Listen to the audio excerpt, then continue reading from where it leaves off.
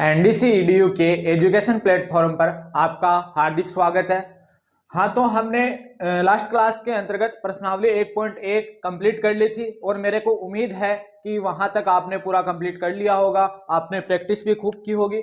तो आज हम प्रश्नावली 1.2 कंटिन्यू करेंगे एक मोटिवेशनल कोट के साथ। आज की मेहनत तुझे पहचान दिलाएगी, आज की मेहनत तुझे पहचान दिलाएगी, हर लंबी रात जो तूने बिना नींद के गुजारी है कल तुझे जरूर इनाम दिलाएगी। हाँ, प्रश्नावली 1.2 में हमारे पास अंकगणित की मूलभूत प्रमेय है। उसको करने से पहले एक तो हमारे पास हमें अभाज्य गुणनखंड विधि का पता होना चाहिए कि क्या होती है भाज्य गुणनखंड विधि, और एक होना चाहिए हमें पता कि अंकगणित की मूलभूत प्रमेय क्या है। अब देखना, इन दोनों में कोई ज्यादा डिफरेंस है नहीं, अभाज्य गुणनखंड विधि और अंकगणित की मूलभूत प्रमेय। तो अंकगणित की मूलभूत प्रमेय क्या बोलती है कि हमें पहले तो यह पता है कि भाज्य संख्या क्या होती है। भाज्य संख्या क्या होती है? भाज्य संख्या और अभाज्य संख्या के बारे में आपको पता होना चाहिए इससे पहले। तो अभाज्य संख्या तो आपको पता है क्या होती है कि अभाज्य संख्या वह संख्या होती है जिसमें स्वयं और एक के अलावा किसी भी संख्या का भाग नहीं जाता है, वह अभाज्य संख्या कहलाती है। और भाज्य संख्या क्या कहलाती है? भाज्य संख्या वह संख्या कहलाती है जिसमें स्वयं और एक के अलावा अन्य भी संख्याओं का भाग जाता है, वह संख्या भाज्य संख्या कहलाती है। तो भाज्य संख्या और अभाज्य संख्या के बारे में आपको पता होना चाहिए कि भाज्य संख्या किसे कहते हैं? जिसमें स्वयं और एक के अलावा और भी संख्याओं का भाग जाता है, वह संख्या भाज्य संख्या कहलाती है। और एक और स्वयं के अलावा किसी और संख्या का भाग नहीं जाता, वह अभाज्य संख्या कहलाती है। ये दो डेफिनेशन मैं पहले यहां पे लिख रहा हूं, थोड़ा सा बेसिक देख लेते हैं इनका। एक होती है भाज्य संख्या, ठीक है। भाज्य संख्या क्या होती है? वह संख्या जिसमें एक एवं स्वयं के अलावा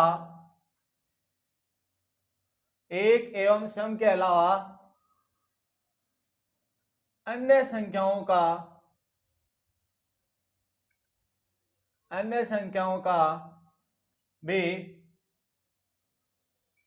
भाग जाता है, तो वह कैसी संख्या कहलाती है? भाज्य संख्या कहलाती है। एक देखना, मैं एग्जांपल दूंगा अभी आपको, तो जल्दी में मैं बता रहा हूं क्योंकि यह आपने छोटी क्लासों में पढ़ लिया है। एक अभाज्य संख्या क्या होती है? अभाज्य संख्या। भाज्य और अभाज्य। अभाज्य क्या है कि ऐसी संख्या जिसमें एक और स्वयं के अलावा किसी और संख्या का भाग नहीं जाता, वह अभाज्य संख्या कहलाती है। कि वह संख्या जिसमें एक और स्वयं के अलावा किसी और संख्या का भाग नहीं जाता, किसी और संख्या का भाग नहीं जाता है, तो वह अभाज्य संख्या कहलाती है। तो वह कौन सी संख्या कहलाती है? अभाज्य संख्या कहलाती है। अब देखना, अभाज्य संख्या कहलाती है, तो मैं आपको एग्जांपल दूं तो देखना, मैं एक यहां पे एक आपको ये ध्यान रखना है कि एक है वो न तो भाज्य संख्या है और न अभाज्य संख्या है। एक को किसी में भी काउंट नहीं करेंगे। एक न तो भाज्य संख्या है और न ही अभाज्य संख्या है। अब देखना, दो की बात करते हैं तो देखना, 2, 3, 5, 7, 9 नहीं, 5, 7, 11, 13। अब ये ऐसी संख्याएं है क्या? देखना, दो में एक तो एक का भाग जाता है, पूरा पूरा 2 बार जाता है, और एक 2 का ही जाता है। तो अभाज्य संख्या की हमारे पास परिभाषा क्या है कि एक और स्वयं के अलावा, तो एक तो इसमें एक का भाग जा रहा है, और स्वयं का मतलब 2 खुद का जा रहा है, और इसके अलावा और किसी का भाग जा रहा है क्या? इसमें नहीं जा रहा ना, इसका मतलब 2 क्या है? एक अभाज्य संख्या है। ऐसे ही देखो, 3 में एक का भाग जा रहा है, एक 3 का जा रहा है, मतलब एक और खुद के अलावा, मतलब स्वयं 3 के अलावा और किसी का भी भाग नहीं जा रहा, इसका मतलब 3 भी अभाज्य संख्या है, 5 भी अभाज्य संख्या है, 7 भी है, 11 भी है और 13 भी। अब आपको पूछ लिया जाए कि सबसे छोटी अभाज्य संख्या कौन सी है, तो सबसे छोटी अभाज्य संख्या हमारे पास 2 है। आपको पूछ लिया जाए सबसे छोटी अभाज्य संख्या कौन सी है, सबसे छोटी अभाज्य संख्या हमारे पास 2 है। अब देखना भाज्य संख्या की बात करें तो हमारे पास जैसे कोई संख्या आ गई, हमारे पास जैसे 4 है, 6 है, 8 है, 10 है, ये संख्या भाज्य संख्या क्यों है? देखना इसमें 1 का भी भाग जा रहा है और खुद का भी जा रहा है, 4 का भी जा रहा है, इसके अलावा 2 का भी तो भाग जा रहा है और भी संख्या का भी तो भाग जा रहा है, एक और स्वयं के अलावा, एक और स्वयं के अलावा देखना 4 का भी भाग जाता है, 2 का भी जाता है और 1 का भी जाता है। तो ये कैसी संख्या होगी? भाज्य संख्या होगी। 6 है वो कैसी संख्या होगी? भाज्य संख्या, क्योंकि इसमें 1 का भी जाता है, 2 का भी जाता है, 3 का भी जाता है, 6 का भी जाता है। तो आपको मेरे हिसाब से पता चल गया होगा कि भाज्य संख्या और अभाज्य संख्या क्या होती है। अब हम आते हैं अंकगणित की मूलभूत प्रमेय। अंकगणित की मूलभूत प्रमेय क्या बोलती है कि प्रत्येक भाज्य संख्या को अभाज्य संख्याओं के गुणनफल के रूप में व्यक्त किया जा सकता है। कि जो भाज्य संख्या है उनको भाज्य जो संख्या है हमारे पास, उनको अभाज्य जो संख्याएं हैं उनके गुणनफल के रूप में व्यक्त किया जा सकता है प्रत्येक भाज्य संख्या को। ये आपको ध्यान में रखना है। इसका क्वेश्चन हमारे पास डिपेंडेंट आएगा 1.2 प्रश्नावली का, जो हमें करना होगा। देखना मैं यहाँ अंकगणित की मूलभूत प्रमेय लिख रहा हूं, ये आपने लिख लिया होगा। अंकगणित की मूलभूत प्रमेय क्या है हमारे पास, तो जो भी बेसिक है मैं आपको पहले बता रहा हूं, उसके बाद मैं आपको अभाज्य गुणनखंड विधि बताऊंगा, HCF और LCM के बारे में पूरा नॉलेज दूंगा, उसके बाद में हम प्रश्नावली पे चलेंगे। ठीक है, तो देखना पहले अंक गणित की आपके प्रश्नावली में ही है, अंक गणित की मूलभूत, ये इस पर आधारित एक प्रश्न है आपका 1.2 प्रश्नावली का लास्ट का क्वेश्चन, तो वो इस पे ही आधारित होगा। ठीक है, अंकगणित की मूलभूत प्रमेय हमारे पास क्या होती है, देखना ध्यान से देखना कि अभी भाज्य संख्या के बारे में मैंने बताया कि कोई भी भाज्य संख्या है उसको हम अभाज्य संख्याओं के गुणनफल के रूप में व्यक्त कर सकते हैं। देखना कैसे, मैं यहाँ पे पहले तो वो बात लिख रहा हूं, उसके बाद में पूरा एक्सप्लेनेशन मैं आपको दूंगा। पहली क्या है कि प्रत्येक, ये अंकगणित की मूलभूत प्रमेय है कि प्रत्येक भाज्य संख्या को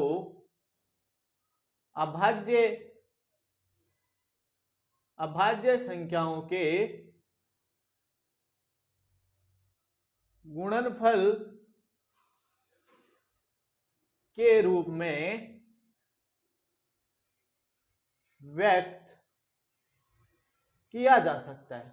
अरे किया जा सकता है कैसे, देखना अब कोई भाज्य संख्या है, अब आपको पता है भाज्य संख्या है तो इसमें एक और स्वयं के अलावा और भी संख्याओं का भाग जाएगा। अरे जाएगा, कोई भी भाज्य संख्या है तो कोई भी जो भाज्य संख्या है उसको हम किसके रूप में व्यक्त कर सकते हैं? अभाज्य संख्याओं के गुणनफल के रूप में व्यक्त कर सकते हैं। तो आपको बोला जाए कोई ऐसी कोई संख्या, जैसे मैं आपको बोल रहा हूं कोई भी संख्या है, जैसे हमारे पास 10 है, तो अब 10 में देखना इसको हम अभाज्य गुणनखंड विधि के द्वारा ऐसे कर रहे हैं, तो इसमें 2 का भाग जाएगा तो पहले 5, उसके बाद में 5 का वापस जाएगा तो 1।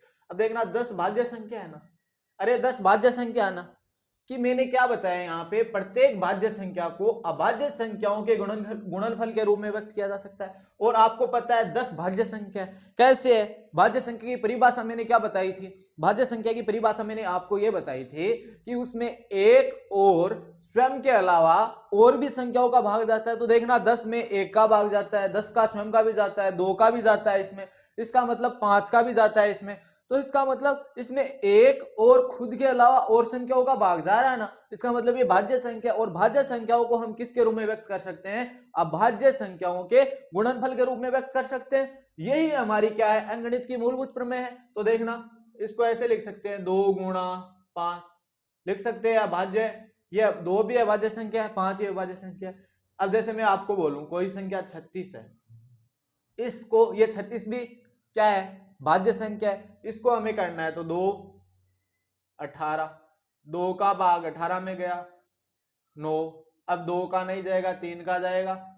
अब देखना ये 2 अभाज्य संख्या है, ये 2 अभाज्य संख्या है, 3 अभाज्य संख्या है, 3 अभाज्य संख्या। तो देखना भाज्य संख्या 36 है, तो भाज्य संख्याओं को अभाज्य संख्याओं के गुणनफल के रूप में व्यक्त किया जा सकता है ना। देखना 2 को 2 से गुणा करेंगे 4, 4 को 3 से गुणा करेंगे 12, और 12 3 36।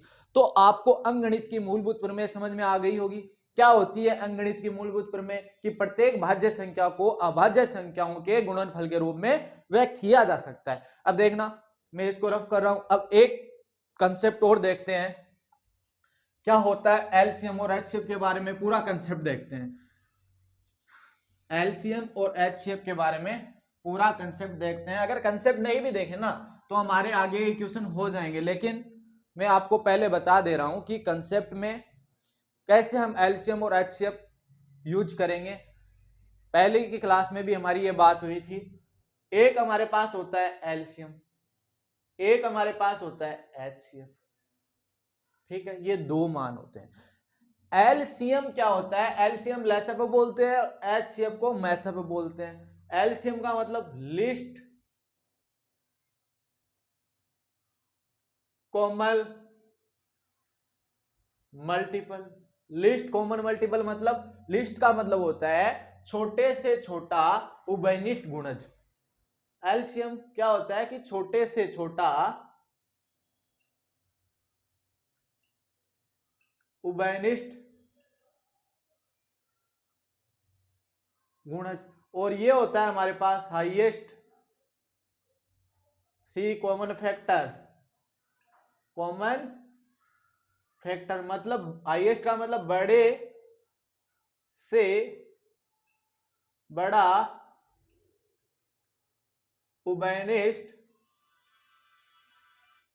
गुणनखंड।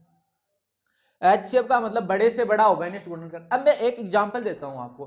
गुणज का पता है आपको, गुणज क्या होता है, आपने 6th क्लास में पढ़ा है गुणज क्या होता है। 6th क्लास में आपने ये भी पढ़ा होगा गुणनखंड क्या होता है। मैं आपको एक बार वापस से रिव्यू करवा देता हूं कि गुणज होता है जो भी हमारे पहाड़े में जो संख्याएं आती है ना, जैसे मैं आपको बोलूं कि 4 के गुणज बताओ, तो 4 के पहाड़े में जो संख्याएं आती है ना वो 4 के गुणज होगी। जैसे 4 के गुणज बोले तो 4 है, 8, 4 तिया 12, 4 चौक 16, 4 पंजो 20। 5 के गुणज की बात करें तो 5 एकम 5, 5 दूनी 10, 5 तिया 15। ये सभी जो होंगे वो 5 के गुणज होंगे।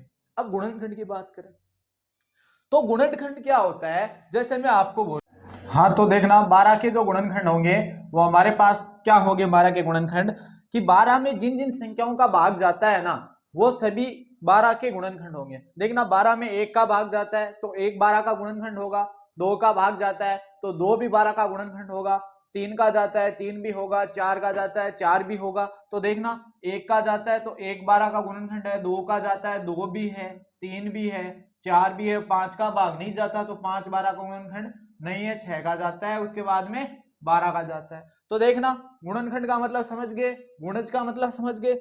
अब एचसीएफ और एलसीएम के बारे में ज्यादा बताने की जरूरत नहीं है आपको। जिस आधार पर हम क्वेश्चंस करते चलेंगे उस आधार पर हम करते हुए सीखते हुए इनको चलेंगे कि एचसीएफ कैसे ज्ञात करेंगे, एलसीएम कैसे ज्ञात करेंगे, तो उस आधार पर हम सीखते हुए चलेंगे, ठीक है। वैसे एलसीएम की परिभाषा और एचसीएफ की परिभाषा आपने छोटी क्लासों में पढ़ ली होगी। अब हम आगे चलते हैं कि पहला जो हमारा पास जो प्रश्नावली का जो क्वेश्चन है, पहले मैं आपको अभाज्य गुणनखंड विधि के बारे में सब जानते होंगे कि अभाज्य गुणनखंड विधि क्या होती है। अभाज्य गुणनखंड विधि क्या होती है सभी जानते हो ना। अभाज्य गुणनखंड विधि जैसे हमारे पास कोई संख्या है, कोई भी संख्या है, जैसे 72 है तो 72 को हमें अभाज्य गुणनखंड विधि में रिप्रेजेंट करना है, अभाज्य गुणनखंड विधि के रूप में हमें इसको व्यक्त करना है। तो देखना हम लिखेंगे ऐसे 72। अब इसमें अगर 2 का भाग जा रहा है तो पहले 2 का भाग देंगे, कितना आएगा 36। अब वापिस से 2 का भाग जा रहा है तो वापिस से 2 का भाग देंगे 18। वापिस 2 का जा रहा है तो वापिस 2 का देंगे। अब 2 का नहीं जा रहा तो किस पे चलेंगे, अभाज्य संख्या में 3 पर चलेंगे, तो ये 3 का भाग। ये इस प्रकार हम अभाज्य गुणनखंड विधि करते हैं। अब देखना क्वेश्चन पर चलेंगे तो आपको ज्यादा अच्छे से समझ में आएगा, आराम से आप समझ पाओगे। तो हम क्वेश्चन करते हैं। मैंने अंकगणित की मूलभूत प्रमेय बता दी है और एचसीएफ और एलसीएम के बारे में मैंने बताया है, और इससे ज्यादा एचसीएफ और एलसीएम के बारे में आपने छोटी क्लासों में पढ़ा होगा। तो मैं मानता हूं कि आपको इसके बारे में नॉलेज होगा, ठीक है। अब देखना क्वेश्चन हमारे पास क्या है।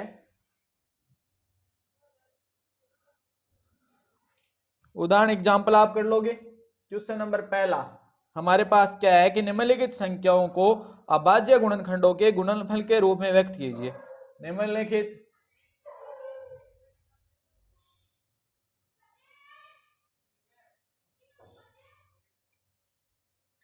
संख्याओं को अभाज्य गुणनखंडों के निम्नलिखित संख्याओं को अभाज्य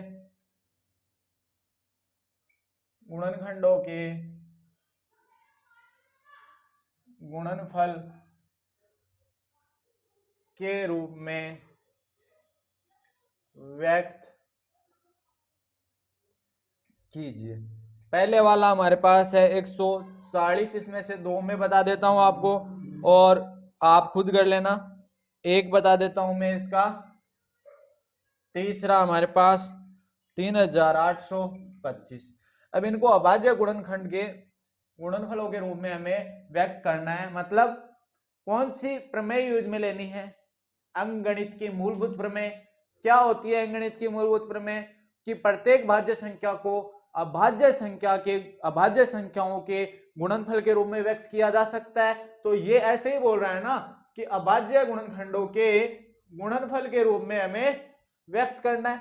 तो अंकगणित की मूलभूत प्रमेय को हमें काम में लेना है, अभाज्य गुणनखंड विधि हमें यहाँ पे काम में लेनी है, तो हम यहाँ पे वो काम में लेंगे। ठीक है। अब देखना, एक बात और समझाना है आपको कि जैसे हमारे पास कोई संख्या है, उसमें अंत में शून्य कब आता है? अरे अंत में शून्य कब आता है वो आगे क्वेश्चन आएगा तब देखेंगे, पहले इसको कर लेते हैं। ठीक है। ये देखना 140, इसको अभाज्य गुणनखंड के रूप में व्यक्त करना है, अभाज्य गुणनखंडों के गुणनफल के रूप में। तो 140 में देखना एकांक शून्य है, तो 2 का भाग, पहले 2 से शुरू होंगे, 2 का भाग जा रहा है ना इसमें, तो 2 का भाग देंगे तो कितनी बार? 70 बार। इसमें वापिस 2 का भाग देंगे 70 में, तो कितनी बार? 35 बार। अब देखना इसमें 2 का भाग नहीं जा रहा। अब संख्याओं का योगफल करके देखो, 5 और 3 8। 8 में अगर 3 का भाग नहीं जा रहा है ना, तो इस पूरी संख्या 35 में भी 3 का भाग नहीं जाएगा, क्योंकि 3 से भाजकता का नियम यही बोलता है। अब 3 का भाग नहीं जाएगा, तो अब अगले वाली अभाज्य संख्या कौन सी है? 5। 4 पे नहीं जाना। अब अगले वाली अभाज्य संख्या कौन सी है? क्योंकि हम कौन सी विधि कर रहे हैं? अभाज्य गुणनखंड विधि कर रहे हैं। तो यहाँ पर जितनी भी जो संख्याएं आएंगी वो कौन सी संख्याएं आएंगी? अभाज्य संख्याएं आएगी। अब देखना 2 के बाद में 3 अभाज्य संख्या थी, 3 का भी भाग नहीं जा रहा, तो 4 अभाज्य संख्या है नहीं, तो उसको चेक नहीं करेंगे। अब 5 पे चलते हैं, 5 अभाज्य संख्या है तो 5 पे चलेंगे। तो देखना एकांक अगर 0 या 5 होता है तो उस संख्या में 5 का भाग जाता है, तो 35 में 5 का भाग जाएगा, कितनी बार जाएगा? 7 बार। अब देखना 7 में तो 7 का ही भाग जाएगा, ये एक बार। अब इसको गुणनफल के रूप में व्यक्त कर देते हैं, अभाज्य गुणनखंड के गुणनफलों के रूप में व्यक्त कर देते हैं। हम लिखेंगे 140 बराबर 2 गुणा 2 गुणा 5 गुणा 7। अब देखो 2 की घात कितनी है? 2, यहां पे लिख दो गुणा 5 और ये गुणा 7। ठीक है। अब देखो आगे 3825, इसको भी हमें अभाज्य जो गुणनखंड है इसके गुणनफल के रूप में हमें व्यक्त करना है। तो हम लिखेंगे ऐसे 3825।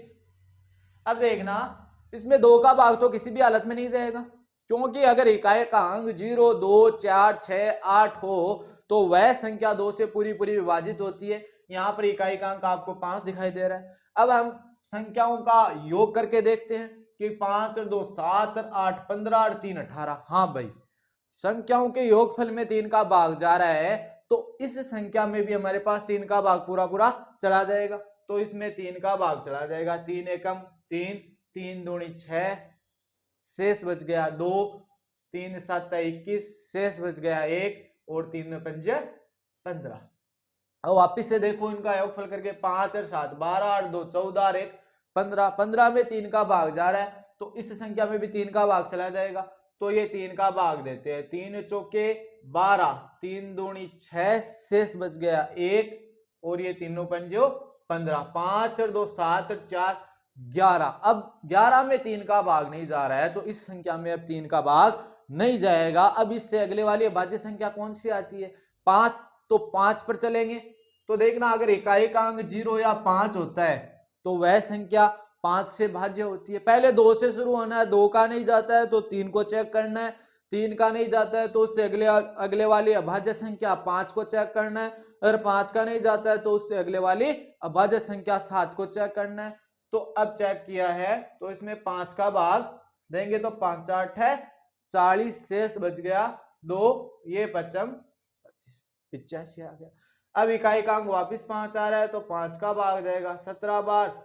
अब देखो आपको पता है इसमें 7 का भाग भी नहीं जाएगा, अगले वाली अभाज्य संख्या है, अगले वाली अभाज्य संख्या 11 का भी नहीं जाएगा, 13 का भी नहीं जाएगा, सीधा 17 का ही जाएगा, क्योंकि 17 खुद एक अभाज्य संख्या है। तो अभाज्य संख्या की परिभाषा मैंने आपको बताई थी कि जिसमें स्वयं और एक के अलावा किसी भी संख्या का भाग नहीं जाता है, तो ये एक। अब इसको अभाज्य संख्याओं के गुणनफल के रूप में व्यक्त कर सकते हैं। तो देखना यहाँ पे लिख देने हैं कि 3825 बराबर 3 गुणा 3 गुणा 5 गुणा 5 गुणा 17।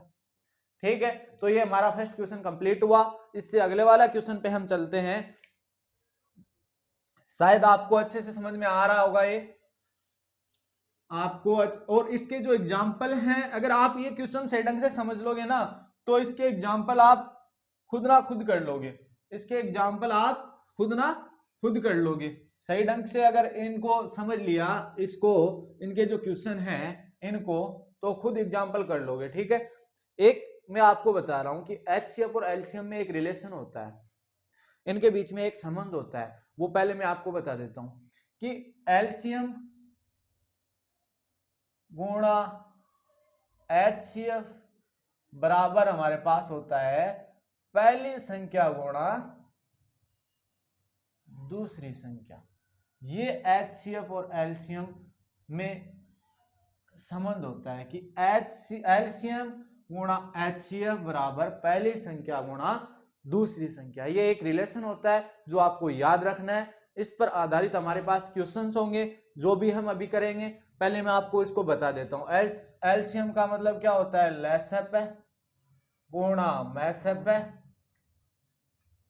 बराबर फर्स्ट संख्या को मैं ऐसे लिख रहा हूं कि फर्स्ट संख्या गुणा ये सेकंड संख्या।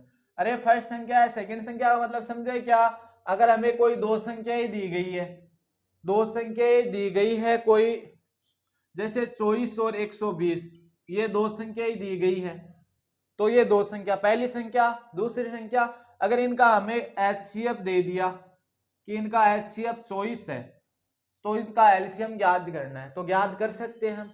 एचसीएफ 24 है तो एचसीएफ की जगह मैसप की जगह 24 रख देंगे, पहली संख्या 24 गुणा दूसरी संख्या 120, तो यहां से लसप ज्ञात कर सकते हैं।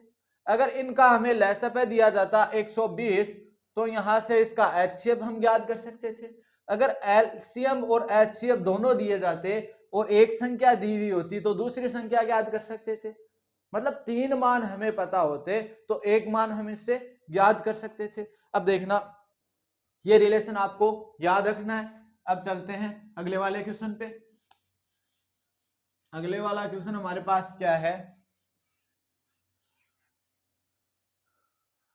क्वेश्चन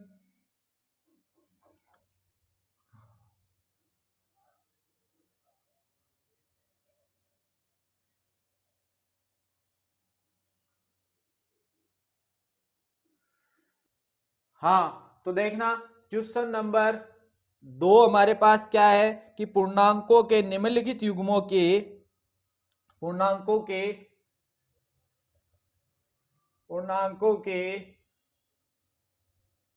निम्नलिखित युग्मों के एचसीएफ और एलसीएम ज्ञात कीजिए। एचसीएफ और एलसीएम ज्ञात कीजिए।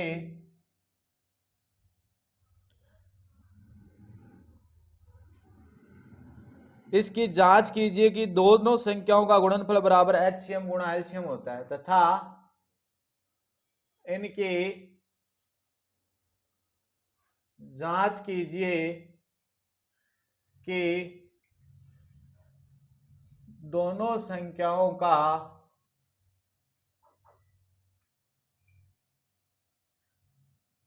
गुणनफल बराबर HCF गुणा एलसीएम होता है। अब पहले वाला क्वेश्चन है, इसका पहले वाला है 26 और 91। 26 इसमें से दो में बता दूंगा, एक आपको खुद को करना है, 26 और 91। दूसरे वाला हमारे पास है 510 और 92। अब एक इसका तीसरा आपको खुद को करना है। अब देखना हमें क्या करना है इसमें, ठीक है, इसमें हमें क्या करना है कि हमें बताया गया है इनके HCF और LCM हमें ज्ञात करना है, ठीक है। अब भाज्य गुणनखंड विधि के द्वारा हम इसका HCF और LCM ज्ञात कर लेंगे। ये दो संख्या ही दी गई है 26 और 91, ठीक है। इनका HCF और LCM ज्ञात करके मैंने वो आपको बताया था ना कि पहली संख्या गुणा दूसरी संख्या अर्थात दोनों संख्याओं का गुणनफल बराबर HCF गुणा LCM होता है, ये हमें प्रूव करके दिखाना है। अब देखना पहले वाला क्वेश्चन करते हैं। तो पहले वाले में अभाज्य गुणनखंड विधि के द्वारा चलते हैं। ये 26 और ये 91। अब देखना 26 है, सॉरी सॉरी, हाँ, अब देखना इसमें 26 में 2 का भाग जा रहा है क्योंकि इकाई कितना है 6 है, तो 2 का भाग देंगे तो कितना आएगा 13। अब देखना 2 से अगले वाली, अब इसमें 2 का तो भाग जाएगा नहीं, 3 का भाग भी नहीं जाएगा क्योंकि संख्याओं का योगफल कितना हो रहा है 4 हो रहा है, 4 में 3 का भाग नहीं जाता। अब देखना अगले वाली अभाज्य संख्या कौन सी है 5, 5 का नहीं जाएगा क्योंकि इकाई 0 है 5। 13 खुद अभाज्य संख्या है, इतना ध्यान में रखो कि 13 खुद अभाज्य संख्या है, तो 13 में किसका ही भाग जाएगा 13 का ही भाग जाएगा, ये 13 में 13 का एक बार।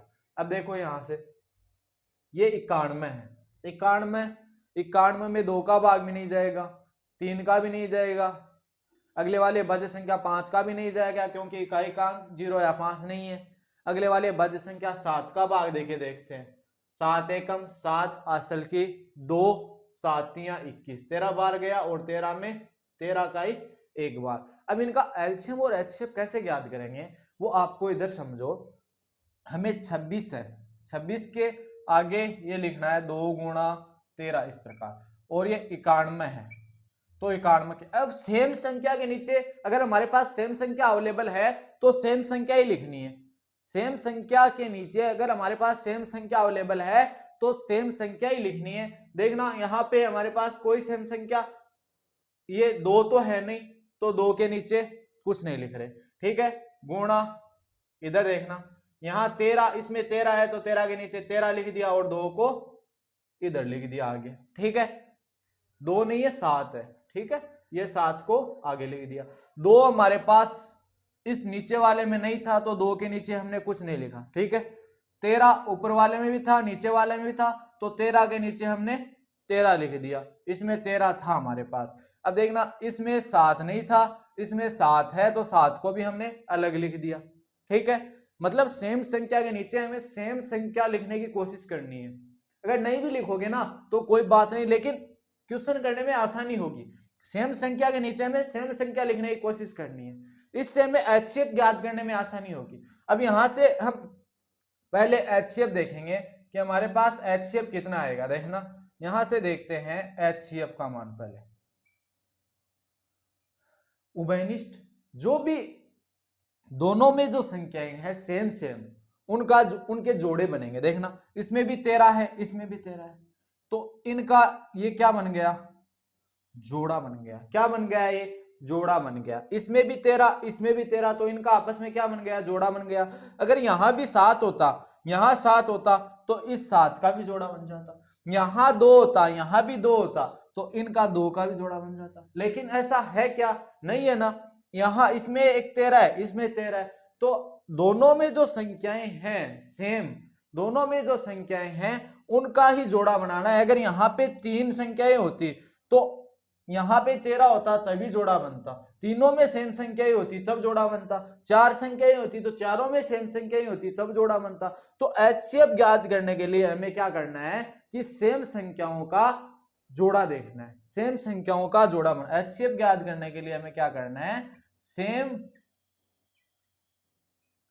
संख्याओं का जोड़ा, सेम संख्याओं का जोड़ा। तो इसका एचसीएफ हमारे पास इनमें से, अब अगर इनमें से कितना आएगा एचसीएफ, इनमें से एक 13 आएगा, कोई सी भी 13, ठीक है ना। ये जोड़ा बन गया, तो जो जोड़ा बना है उसमें से एक ही संख्या हमें लेनी है, तो कितना एचसीएफ कितना निकल के आ गया, 13 निकल के आ गया। अब एलसीएम कैसे ज्ञात करेंगे, तो इनका एलसीएम ज्ञात करने के लिए देखना, एलसीएम हमारे पास क्या होता है, जो जिसकी अधिकतम घात है ना वो वहां पे ले लो। अब देखना इसमें 2 है तो ये 2 भी लेंगे, इसमें देखना वैसे माना जाए तो 2 की घात 0 है, नहीं है, कोई भी 2 नहीं है, तो 2 की अधिकतम घात क्या होगी, 1 ही होगी, तो क्या ले लेंगे, 2 भी ले लेंगे। अब देखना इसमें भी एक, ये 13 है, इसमें भी 13 है, तो इनमें से कोई भी एक 13 ले लो, ये ले लिया 13। अब इसमें 7 नहीं है, इसमें 7 है, तो ये 7 भी ले लो। अगर यहाँ पर 7 की घात 1 होती, यहाँ पर 7 की घात 2 होती, तो हम क्या लेते, अधिकतम घात वाली संख्या लेते हैं, 7 की घात 2 वाली, लेकिन अब 7 ही लेंगे। अब आगे एक क्वेश्चन और करेंगे तो वहां से आपको समझ में आ जाएगा। अब इनको आपस में क्या कर लो, गुणा कर लो, 13 दूनी 26, 26 को 7 से गुणा करेंगे तो हाँ 7 छिक्के 42, 42 को दो वो हासिल की 4, 14 4 18, 182। मतलब हमारे पास एलसीएम कितना निकल के आ गया, 182, और एचसीएफ हमारे पास कितना निकल के आ गया, 13 निकल के आ गया। अब हमें प्रूव भी करना है कि दोनों संख्याओं का गुणनफल बराबर एचसीएफ गुणा एलसीएम होता है, ये हमें प्रूव करना है। तो मैंने आपको बताया था कि फर्स्ट संख्या गुणा सेकंड संख्या बराबर एचसीएफ गुणा एलसीएम होता है, बताया था ना, फर्स्ट संख्या गुणा सेकंड संख्या बराबर एचसीएफ गुणा एलसीएम। अब फर्स्ट संख्या हमारे पास दो संख्याएं हैं, एक तो 26 है, एक हमारे पास 91 है, ठीक है। पहले हमें इसकी एलएचएस साइड ले लेनी है, ये हमारे पास हमने मान लिया ये एलएचएस साइड है और ये आरएचएस साइड है। हम एलएचएस और आरएचएस साइड मान के कर लेते हैं इसको, ठीक है।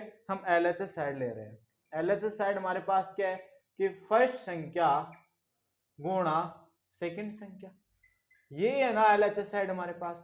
तो फर्स्ट संख्या हमारे पास कितनी है, 26 गुणा 91, इन दोनों को आपस में क्या कर लो, मल्टीप्लाई कर लो। तो मल्टीप्लाई करेंगे 26 को 91 से, तो देखना मल्टीप्लाई कर लो 91 को 26 से, ये 6, ये 54 गुणा ये 2, ये 18, कितना 6 6 कितना आ गया 2366, कितना आ गया 2366 आ गया। मल्टीप्लाई किया तो कितना आ गया 2366। ये कौन सी साइड आई है हमारे पास, एलएचएस साइड आई है। अब हम कौन सी साइड करेंगे, आरएचएस साइड करेंगे। तो देखना आरएचएस साइड करते हैं, आरएचएस साइड में हमारे पास क्या है, एचसीएफ गुणा एलसीएम है, तो यहां इनको रब कर रहा हूं मैं, ठीक है।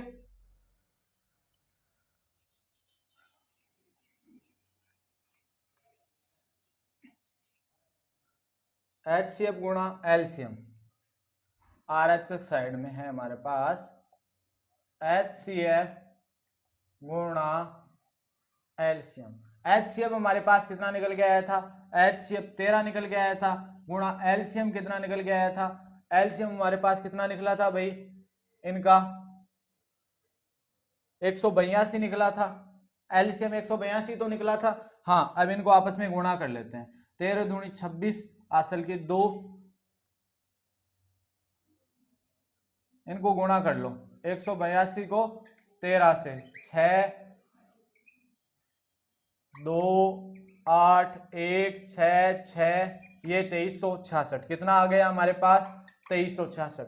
तो देखना पहली संख्या गुणा दूसरी संख्या बराबर एचसीएफ गुणा एलसीएम निकल के आ गया ना, क्या था, फर्स्ट संख्या गुणा दूसरी संख्या बराबर एचसीएफ गुणा एलसीएम।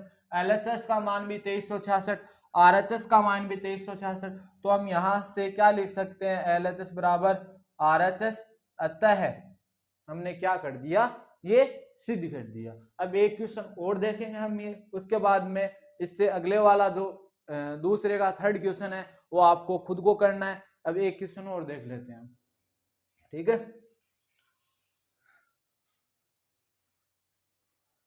देखना,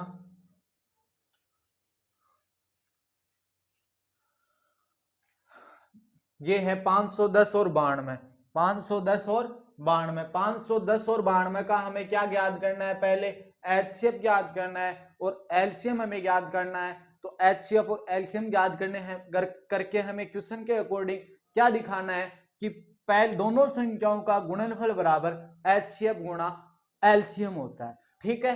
तो मेरे पास है 510, ठीक है, एक तो 510 है, एक 92। तो देखना 510 में पहले किसका भाग देंगे, अगर 2 का भाग जाता है तो 2 का ही भाग देंगे, तो इकाई का अंक 0 है तो 2 का भाग जाएगा, 2 दूनी 4, शेष पल 1 बच गया, 5 10, 1 बच गया और ये 255। अब इसमें 2 का भाग तो जाएगा नहीं, किसका भाग जाएगा, 3 का देकर देखे क्या, 5 5 10 2 12, 12 में 3 का भाग जाता है तो इसमें भी 3 का भाग जाएगा, 3 8 है 24, शेष पर 1 बच गया, 3 पंजो 15। अब इसमें 3 का भाग नहीं जाएगा, इससे अगले वाली भाज्य संख्या 5 5, ये 17 और 17 खुद अभाज्य संख्या है तो 17 में किसका ही जाएगा, 17 का भाग जाएगा। इसका काम हो गया एक बार। अब 92, 92 में 2 का भाग जाएगा, कितनी बार जाएगा, 4 दूनी 8, शेष पल 1 बच गया 6, 46 बार 2 का भाग वापस जाएगा और 23 एक अभाज्य संख्या है तो 23 में 23 का ही भाग हमारे पास जाएगा। अब तो देखना हम 510 है इसको ऐसे लिख रहे हैं 2 गुणा 3 गुणा 5 गुणा 17, ठीक है। 92 को कैसे लिख रहे हैं, अब मैंने क्या बताया था, मैंने आपको यह बताया था, हाँ तो देखना अब 92 को किस प्रकार लिखेंगे, जो सेम संख्या है उसके नीचे सेम संख्या ही लिखनी है, ठीक है। जैसे 2 है तो अगर इसमें 2 है तो 2 के नीचे 2 लिखना है, 3 है तो 3 के नीचे 3 लिखना है, अगर नहीं है तो उसको इधर साइड में लिख देंगे, ठीक है। अब देखना 92 में 2 है तो 2 के नीचे 2 लिख दिया। अब ये एक्स्ट्रा में एक 2 है, और तो इसमें और 2 नहीं है ना, एक ही तो 2 है तो 1 2 के नीचे 2 लिख दिया। अब एक्स्ट्रा में 2 है तो इसको बाहर लिख दिया, ठीक है। अब देखना ये 23, इसमें 23 भी नहीं है ना, तो इसको 23 को भी इधर बाहर लिख दिया। अब एचसीएफ देखना, एचसीएफ का मैंने बताया था कि एचसीएफ कैसे ज्ञात करेंगे, जो भी जोड़ा बन रहा है, सेम संख्याओं का जो जोड़ा बन रहा है वो क्या होगा, एचसीएफ होगा। अब देखना इसमें 2 का ही जोड़ा बन रहा है, 2 इसमें भी है इसमें भी है, तो 2 का जोड़ा बन रहा है तो एचसीएफ क्या होगा, 2 होगा। 3 इसमें है लेकिन इसमें नहीं है, 5 इसमें है लेकिन इसमें नहीं है, 17 इसमें है इसमें नहीं है, ठीक है। तो इसका एचसीएफ कितना निकल के आ गया, 2 निकल के आ गया। अब एलसीएम कैसे ज्ञात करेंगे, एलसीएम लेसेप है, एलसीएम देखना, एलसीएम जो भी अधिकतम संख्या ही होती है, जैसे देखना यहाँ पे 2 एक ही है, यहाँ पर कितने 2 है, 2 की घात 2 है, तो कौन से 2 लेंगे, ये वाले दोनों 2 लेंगे। जो भी अधिकतम घात होती है एलसीएम में, देखना एक, या फिर ऐसे समझ लो इनमें से ये 2 ले लिया एक, या फिर इनमें वाले सभी में से ये, इसमें जितने भी 2 है वो ले लिया, अधिकतम वाले 2 लेने हैं, इसमें एक ही 2 है इसमें 2 है तो ये दोनों 2 ले लेंगे, ठीक है। अब देखना इसमें 3 है लेकिन इसमें नहीं है तो ये 3 भी आ जाएगा, पीछे बताया था पीछे वाले क्वेश्चन में, ये इसमें 5 भी आ जाएगा और ये 17 भी आ जाएगा और ये 23 भी आ जाएगा।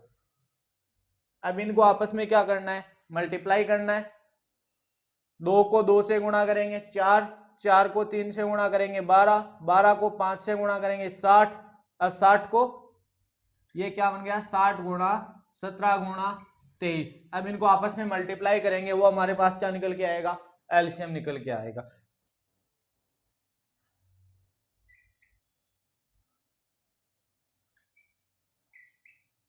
इनको आपस में गुणा कर लेना, या फिर मैं एक बता देता हूं, ठीक है। 1120 को 23 से गुणा करना है, ठीक है।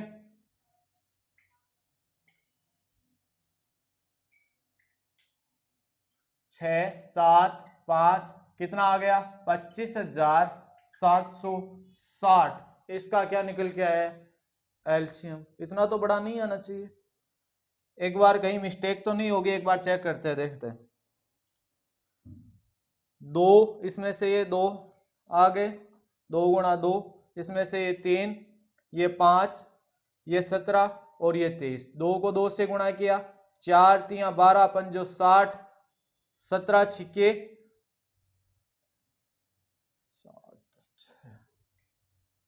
102। हाँ यहाँ मिस्टेक हो गई, 17 छिके 102, यहाँ हमारे पास मिस्टेक हुई है इस क्वेश्चन में, ठीक है।